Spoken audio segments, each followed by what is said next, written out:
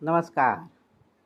विज्ञान धर्म विश्व मंडळातर्फे श्री नारद भगवान स्तुती स्तोत्रातील पुढील श्लोक आज प्रसारित होत आहे.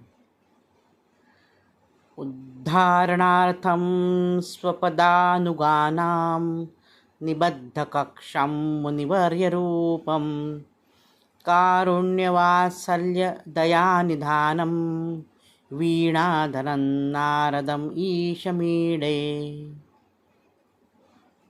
आता आपण या श्लोकाचा अर्थ पाहू. उद्धारणार्थम स्वपदानुगाना, त्यांच्या चरणाशी आलेल्या भक्तांचा उद्धार करण्यासाठी ते कटिबद्ध आहेत.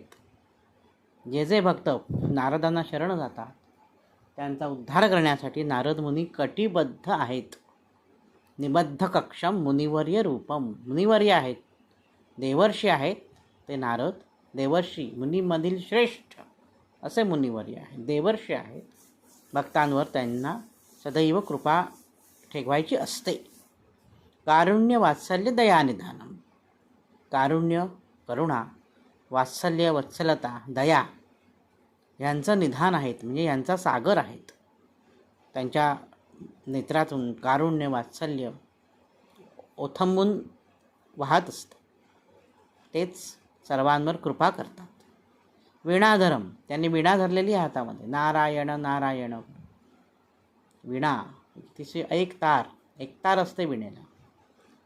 ती एक तार आपल्याला कुठेतरी भगवंताकडे नेऊन पोचवते.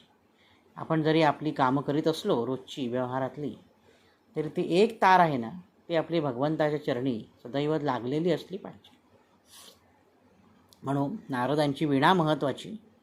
आणि नारदम ईशमीडे, ईशमीडे म्हणजे ईश्वराचं गुणगान गाणं.